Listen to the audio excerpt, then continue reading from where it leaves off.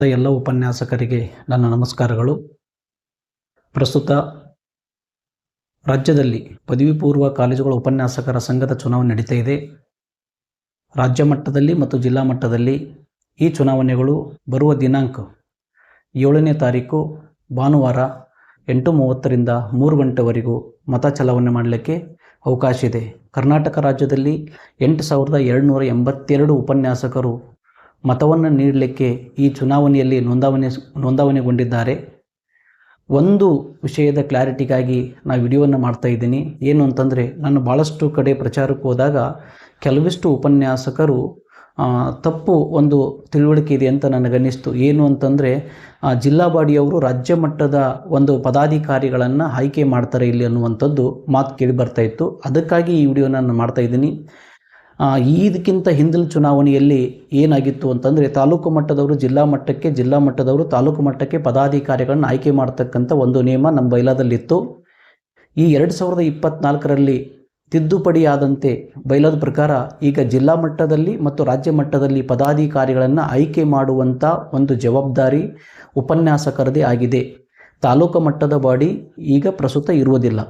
ಹಾಗಾದರೆ ಜಿಲ್ಲಾ ಮಟ್ಟದಲ್ಲಿ 9 ಹುದ್ದೆಗಳು, ರಾಜ್ಯ ಮಟ್ಟದಲ್ಲಿ 9 ಹುದ್ದೆಗಳಿಗೆ ನೇರವಾಗಿ ಉಪನ್ಯಾಸಕರೇ ಮತವನ್ನು ಹಾಕಿ ಗೆಲ್ಲಿಸುವಂಥದ್ದು ಈಗಿರ್ತಕ್ಕಂಥ ಒಂದು ನಿಯಮ. ಹಾಗಾದರೆ ಹೇಗೆ ಚುನಾವಣೆ ನಡೆಯುತ್ತೆ ಅಂತಕ್ಕಂಥದ್ದು, ಈಗಾಗಲೇ ರಾಜ್ಯ ಚುನಾವಣಾಧಿಕಾರಿಗಳು ಆಯಾ ಜಿಲ್ಲಾ ಕೇಂದ್ರಗಳಲ್ಲಿ ಮತದಾನ ಕೇಂದ್ರವನ್ನು ನಿಗದಿಪಡಿಸಿದ್ದಾರೆ. ಈಗಾಗಲೇ ಅದು ತಮಗೂ ಕೂಡ ತಿಳಿದಿದೆ. ಹಾಗಾದರೆ ಮತದ ಪ್ರಕ್ರಿಯೆ ಹೇಗಿರುತ್ತೆ ಅಂತಂತಂದರೆ, ಜಿಲ್ಲಾ ಮಟ್ಟದ್ದು 9 ಮಂದಿಗೆ ಚುನಾವಣೆ ನಡೆದರೆ ಅವ್ರದ್ದೊಂದು ಕಡೆ ಬ್ಯಾಲೆಟ್ ಬಾಕ್ಸನ್ನು ಇಡಲಾಗುತ್ತೆ. ರಾಜ್ಯ ಮಟ್ಟದ್ದು ಕೂಡ 9 ಮಂದಿ ಚುನಾವಣೆ ನಡೆದರೆ ಅವ್ರದ್ದೊಂದು ಕೂಡ ಬಾಕ್ಸನ್ನು ಇಡಲಾಗುತ್ತೆ. ಈ ಪ್ರತ್ಯೇಕ ಬಾಕ್ಸುಗಳಿಗೆ ಮತವನ್ನು ಅರ್ಹ ಮತದಾರರು ಏನೀಗಾಗಲೇ ನೋಂದಣಿಗೊಂಡಿದ್ದಾರೆ, ಆ ಅರ್ಹ ಮತದಾರರು ಒಂದು ಬ್ಯಾಲೆಟ್ ಪೇಪರ್ ಮೂಲಕ ಮತ ಚಲಾವಣೆ ಮಾಡಿ ಆ ಪ್ರತ್ಯೇಕವಾದ ಬಾಕ್ಸ್ಗಳಲ್ಲಿ ಅದನ್ನು ಹಾಕಬೇಕಾಗತ್ತೆ. ಹಾಗಾದ್ರೆ ಇನ್ನೊಂದು ಪ್ರಶ್ನೆ ಏನಿದೆ ಅಂತಂತಂದರೆ, ಸರ್ ಬ್ಯಾಲೆಟ್ ಪೇಪರ್ಗಳನ್ನು ನಮ್ಮ ಕೈಯಲ್ಲಿ ಎಷ್ಟು ಕೊಡ್ತಾರೆ ಅಂತಕ್ಕಂಥದ್ದು. ಬ್ಯಾಲೆಟ್ ಪೇಪರನ್ನು ರಾಜ್ಯ ಮಟ್ಟದ್ದು ಮತ್ತು ಜಿಲ್ಲಾ ಮಟ್ಟದ್ದು ಪ್ರತ್ಯೇಕವಾಗಿ ಒಂದೊಂದೇ ಬ್ಯಾಲೆಟ್ ಪೇಪರನ್ನು ನೀಡಲಾಗುತ್ತೆ. ಇಲ್ಲಿ ಒಂದು ರಾಜ್ಯದ ಎಕ್ಸಾಂಪಲ್ ತಗೊಂಡು ನಾನು ಹೇಳ್ತೀನಿ. ಈಗ ಕರ್ನಾಟಕ ರಾಜ್ಯದಲ್ಲಿ 9 ಸ್ಥಾನಗಳಿಗೆ ಚುನಾವಣೆ ನಡೀಬೇಕಿದೆ. ಈಗಾಗಲೇ 1 ಸ್ಥಾನಕ್ಕೆ, ಕಾರ್ಯಾಧ್ಯಕ್ಷ ಸ್ಥಾನಕ್ಕೆ ಅವಿರೋಧವಾಗಿ ಶ್ರೀ ಹರೀಶ್ ಎನ್ನವರು ಆಯ್ಕೆಯಾಗಿರೋದ್ರಿಂದ ಅದು 1 ಸ್ಥಾನವನ್ನು ಬಿಟ್ಟು 8 ಸ್ಥಾನಗಳಿಗೆ ಚುನಾವಣೆ ನಡೀತಾ ಇದೆ. ಹಾಗಾದರೆ 8 ಸ್ಥಾನಗಳಿಗೆ ನಾವು 8 ಜನರಿಗೂ ಮತವನ್ನು ಕೊಡಬೇಕಾ ಅಂದಾಗ, ಎಸ್, 8 ಸ್ಥಾನಗಳಿಗೂ ನೀವು ಮತವನ್ನು ಕೊಡಬೇಕು. 8 ಸ್ಥಾನಗಳಿಗೆ ಮತವನ್ನು ಕೊಡಬೇಕು. ಅದು ಹೇಗೆ ಅಂತಂದ್ರೆ ಒಂದು ಎಕ್ಸಾಂಪಲ್ ಮೂಲಕ ನಾನು ತೋರಿಸ್ತಾ ಇದ್ದೀನಿ. ಇದು ಚುನಾವಣಾ ಅಧಿಕಾರಿಗಳು ನಿಗದಿಪಡಿಸಿರ್ತಕ್ಕಂಥ ಬ್ಯಾಲೆಟ್ ಪೇಪರ್ ಆಗಿದೆ. ಇಲ್ಲಿ ಒಂದು ಬಾರಿ ತಾವು ಕಣ್ಣನ್ನು ಆಡಿಸಬೇಕು. ಮತಪತ್ರದ ಸಂಬಂಧಪಟ್ಟಂಗೆ ಕರ್ನಾಟಕ ರಾಜ್ಯ ಪದವಿ ಪೂರ್ವ ಕಾಲೇಜು ಉಪನ್ಯಾಸ ಸಂಘ ಬೆಂಗಳೂರು ರಾಜ್ಯ ಪದಾಧಿಕಾರಿಗಳ ಚುನಾವಣೆ ಇದೇ ರೀತಿ ಬ್ಯಾಲೆಟ್ ಪೇಪರ್ ಇರ್ತದೆ 2026-31 ಅಂತೇಳಿ. ಇಲ್ಲಿ ಮತಪತ್ರ ಕ್ರಮ ಸಂಖ್ಯೆ, ಇಲ್ಲಿ ಒಂದು ಕ್ರಮ ಸಂಖ್ಯೆ ಕೊಟ್ಟು ಚುನಾವಣಾ ಅಧಿಕಾರಿಗಳು ಏನು ಪ್ರಿಸೈಡಿಂಗ್ ಆಫೀಸರ್ ಇರ್ತಾರೆ ಒಂದು ನಂಬರ್ ಕೊಟ್ಟು ಕಳಿಸ್ತಾರೆ. ಇಲ್ಲಿ ಮತದಾರರ ಕ್ರಮ ಸಂಖ್ಯೆ, ಆ ಮತದಾರ ಪಟ್ಟಿಲಿರ್ತಕ್ಕಂಥ ಮತದಾರ ಕ್ರಮ ಸಂಖ್ಯೆಯನ್ನು ಇಲ್ಲಿ ನೋಂದಣಿ ಮಾಡಲಾಗುತ್ತೆ. ಮತದಾನ ನಡೀತಕ್ಕಂಥ ದಿನಾಂಕ 7/6/2026. ಹಾಗೆ ಮತದಾರರ ಸಹಿ, ಮತವನ್ನು ನೀಡಲಿಕ್ಕೆ ಬಂದಿರತಕ್ಕಂಥ ಮತದಾರರ ಸಹಿಯನ್ನು ಹಾಕಿದ ನಂತರ ಈ ಬ್ಯಾಲೆಟ್ ಪೇಪರನ್ನು ಮಡಿಚಿದ ರೀತಿಯಲ್ಲಿ, ಇಲ್ಲೇನು ಬ್ಲಾಕ್ ಮಾರ್ಕ್ ಇದೆ ಈ ರೀತಿ ಮಡಿಚಿ ಅವ್ರ ಕೈಯಲ್ಲಿ ನೀಡಲಾಗುತ್ತೆ. ಒಂದು ಗುಪ್ತ ಮತದಾನವಾಗಿರುವುದರಿಂದ, ಇದು ಸೀಕ್ರೆಟ್ ಬ್ಯಾಲೆಟ್ ಆಗಿರೋದ್ರಿಂದ, ಈಗೇನು ನಾವು ಈಗಾಗಲೇ ಚುನಾವಣೆಯಲ್ಲಿ ಮತವನ್ನು ಕೊಟ್ಟಿದ್ದೀವಿ ಆ ರೀತಿ ಒಳಗಡೆ ಹೋಗಿ ಮತವನ್ನು ಕೊಡಬೇಕಾಗತ್ತೆ. ಕೊಡುವಂಥ ಸಂದರ್ಭದಲ್ಲಿ ಬ್ಯಾಲೆಟ್ ಪೇಪರಲ್ಲಿ ನಾವು ಹೇಗೆ ಹುದ್ದೆಗಳನ್ನು ಹಾಕಬೇಕು ಅಥವಾ ಹೇಗೆ ಹುದ್ದೆಗಳನ್ನು ನಾವು ಸೆಲೆಕ್ಟ್ ಮಾಡಬೇಕು ಅಂತಕ್ಕಂಥದ್ದು ಇಲ್ಲಿ ಒಂದು ಎಕ್ಸಾಂಪಲ್ ಇದೆ. ರಾಜ್ಯಾಧ್ಯಕ್ಷರು ಅಂತಕ್ಕಂಥ ಒಂದು ಪೋಸ್ಟ್ ಇದೆ. ಆ ರಾಜ್ಯಾಧ್ಯಕ್ಷರು ಅನ್ನೋದಕ್ಕೆ ನಮ್ಮಲ್ಲಿ 3 ಜನ ಅಭ್ಯರ್ಥಿಗಳು ನಾಮಪತ್ರವನ್ನು ಸಲ್ಲಿಸಿದ್ದಾರೆ. Doctor Lokesh K, S Manjunath ಮತ್ತು ನಿಂಗೇಗೌಡ ಎಚ್ ಅಂತಕ್ಕಂಥವ್ರು. ಈ 3 ಜನಕ್ಕೆ ಮತವನ್ನು ಕೊಡೋಕೆ ಬಂದಾಗ ಇಲ್ಲಿ ಒಂದು ಸೀಲನ್ನು ನಾನು ಗುರುತುಪಡಿಸಿದ್ದೀನಿ. ಈ ರೀತಿ ಹಾಕಿದಾಗ ಮಾತ್ರ ಮತ ವ್ಯಾಲಿಡ್ ಆಗುತ್ತೆ. ಕರೆಕ್ಟಾಗಿ ಅದೇ ಬಾಕ್ಸಲ್ಲಿ ಸ್ವಸ್ತಿಕ್ ಚಿಹ್ನೆಯ ಸೀಲನ್ನು ಹಾಕಬೇಕು. ಅಂದಾಗ ಮಾತ್ರ. ಈ ಕೆಲವು ಅಭ್ಯರ್ಥಿಗಳು ಏನು ಮಾಡ್ತಾರೆ, ಲೋಕೇಶ್ಗೂ ಮತ್ತು ನಿಂಗೇಗೌಡಗೂ ಮತ್ತು ಮಂಜುನಾಥ್ಗೂ 3ಗೂ ಕೂಡ ಕೊಟ್ಟಾಗ ಅದು ಇನ್ವ್ಯಾಲಿಡ್ ಮತವಾಗುತ್ತೆ ಅನ್ನೋದು ತಾವೆಲ್ಲರೂ ಭಾವಿಸಬೇಕು. ಇದು ಒಂದೇ ಕೊಟ್ಟರೆ ಮುಗಿದಿಲ್ಲ. ಅದೇ ಬ್ಯಾಲೆಟ್ ಪೇಪರಲ್ಲಿ ನೆಕ್ಸ್ಟ್ ಪ್ರಧಾನ ಕಾರ್ಯದರ್ಶಿ ಅಂತಕ್ಕಂಥ ಹುದ್ದೆಗೆ ನಮ್ಮಲ್ಲಿ 3 ಜನ ಅಭ್ಯರ್ಥಿಗಳು ಮತವನ್ನು ಚಲಾವಣೆ ನಾಮಿನೇಷನ್ ಲೆಟರನ್ನು ಕೊಟ್ಟಿದ್ದಾರೆ. Sharanagouda S Patil, Vijayakumar Kashin Patil, doctor Yogesh GC ಅಂತಕ್ಕಂಥವ್ರು. ಇಲ್ಲಿ ಕೂಡ ಒಂದು ಎಕ್ಸಾಂಪಲ್ ಕೊಟ್ಟಿದ್ದೀನಿ. ಈ 3 ಜನ ಅಭ್ಯರ್ಥಿಗಳಲ್ಲಿ ಸ್ಪಷ್ಟವಾಗಿ ಬ್ಲಾಕ್ ಏನು ವೈಟ್ ಇದೆ ಆ ವೈಟಲ್ಲೇ ಸ್ಪಷ್ಟವಾಗಿ ಮತವನ್ನು ಚಲಾಯಿಸಬೇಕಾಗತ್ತೆ. ಇಲ್ಲಿ ನಾನು ಒಂದು ಸ್ವಲ್ಪ ಹೆಚ್ಚು ಕಡಿಮೆ ಮಾಡಿ ಕೊಟ್ಟಿದ್ದೀನಿ. ಈ ರೀತಿ ಮತವನ್ನು ಕೊಟ್ಟಾಗ ಅದು ಏನಾಗುತ್ತೆ ಅಂತಂದರೆ ಈ ಮತವನ್ನು ಆ ಕ್ಷಣಕ್ಕೆ ಸ್ವಲ್ಪ ಹಿಂದಕ್ಕೆ ತೆಗೆದಿಡ್ತಾರೆ. ಆನಂತರ ಮತ ಹೆಚ್ಚು ಸಮಘಟ್ಟದಲ್ಲಿ ಬಂದಾಗ ಯಾರಿಗೆ ಹೆಚ್ಚಿನ ಪರ್ಸಂಟೇಜು ಈ ಚಿಹ್ನೆ ಬಂದಿರ್ತದೋ ಅವರಿಗೆ ಈ ಮತವನ್ನು ಕನ್ಸಿಡರ್ ಮಾಡಲಾಗುತ್ತದೆ. ಆ ಅಭ್ಯರ್ಥಿಗೆ ಮತವನ್ನು ಇಲ್ಲಿ ಕೊಡಲಾಗುತ್ತೆ.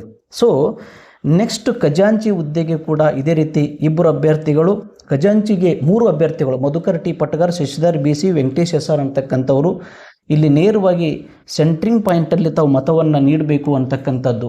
ಅದೇ ರೀತಿ ಇನ್ನೊಂದು ಕೂಡ ನಾನು ಕೊಟ್ಟಿದ್ದೀನಿ. ಪ್ರಧಾನ ಸಂಘಟನಾ ಕಾರ್ಯದರ್ಶಿಗೆ ಇಬ್ಬರಿದ್ದಾರೆ, ಕಾರ್ಯದರ್ಶಿಗೆ ಇಬ್ಬರಿದ್ದಾರೆ, ನೆಕ್ಸ್ಟ್ ಜಂಟಿ ಕಾರ್ಯದರ್ಶಿಗೆ ಇಬ್ಬರಿದ್ದಾರೆ, ಸಂಚಾಲಕ ಹುದ್ದೆಗೂ ಕೂಡ 2 ಅಭ್ಯರ್ಥಿಗಳು ನಮ್ಮ ಒಂದು ರಾಜ್ಯ ಮಟ್ಟದ ಒಂದು ಚುನಾವಣೆಯ ಕಣದಲ್ಲಿದ್ದಾರೆ. ಇಲ್ಲೊಂದು ಎಕ್ಸಾಂಪಲ್ ಕೊಟ್ಟಿದ್ದೀನಿ.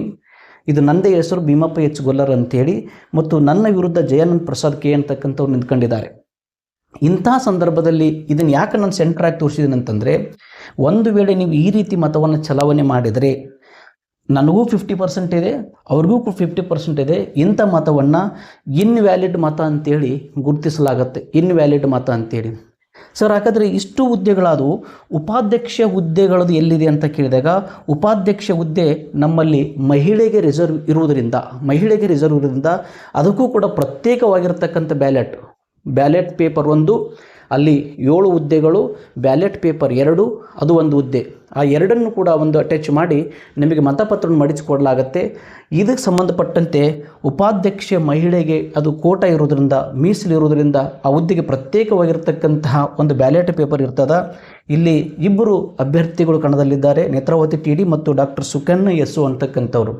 ಇಲ್ಲಿ ನಿರ್ದಿಷ್ಟವಾಗಿರ್ತಕ್ಕಂಥ ಸ್ಪೇಸಲ್ಲಿ ತಾವು ಮತವನ್ನು ಕೊಡಬೇಕು. ಅಂದರೆ ಕಣದಲ್ಲಿ ಇರತಕ್ಕಂಥ ಎಷ್ಟು ಅಭ್ಯರ್ಥಿಗಳನ್ನೋದು ಅಲ್ಲ, ಎಷ್ಟು ಹುದ್ದೆಗಳದವು ಆ ಎಲ್ಲ ಹುದ್ದೆಗಳಲ್ಲಿ ಒಂದೊಂದು ಹುದ್ದೆಗೆ ಸೂಕ್ತವಾದಂಥ ನೀವೇನು ಭಾವಿಸಿರ್ತೀರಿ ಆ ಅಭ್ಯರ್ಥಿಗೆ ಸ್ಪಷ್ಟವಾದ ಪ್ಲೇಸಲ್ಲಿ ಮತವನ್ನು ಚಲಾವಣೆ ಮಾಡಬೇಕು.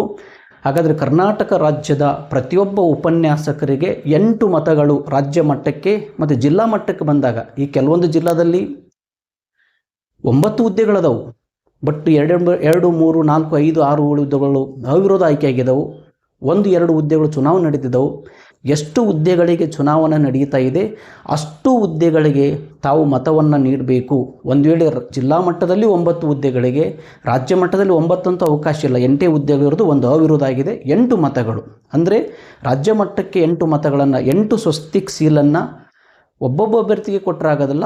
ಆ ಕಾರ್ಯದರ್ಶಿ ಅಂತಕ್ಕಂಥ ಹುದ್ದೆಗೆ ಏನು 2 ಚಲಾವಣೆ ನಿಂತ್ಕೊಂಡಿದ್ದಾರೆ, ಅದರಲ್ಲಿ 1 ಬಾಕ್ಸಿಗೆ ತಾವು ಕೊಡಬೇಕು. ಅಂದರೆ ಆ ಇಡೀ ಬ್ಯಾಲೆಟ್ ಪೇಪರಲ್ಲಿ 8 ಮತಗಳನ್ನು, 8 ಸ್ವಸ್ತಿಕ್ ಚಿಹ್ನೆಗಳನ್ನು ಆ ಬಾಕ್ಸ್ ವೈಸು ನಿಮಗೆ ಸೂಕ್ತವಾಗಿರತಕ್ಕಂಥ ವ್ಯಕ್ತಿಗಳಿಗೆ ಒಂದು ಸ್ವಸ್ತಿಕ್ ಚಿಹ್ನೆಯ ಗುರುತನ್ನು ಹಾಕಿ ಅದನ್ನು ಮಡಿಚಿಬಿಟ್ಟು ಏನು ಚುನಾವಣಾ ಅಧಿಕಾರಿಗಳ ಒಂದು ಸೂಚನೆಯಂತೆ ಯಾವ ಬಾಕ್ಸಲ್ಲಿ ಹಾಕಬೇಕಂತ ಹೇಳಿರ್ತಾರೋ ಆ ಬಾಕ್ಸಲ್ಲಿ ಹಾಕಿದಾಗ ಅದು ವ್ಯಾಲಿಡ್ ಮತದಾನ ಅಂತ ಆಗುತ್ತೆ.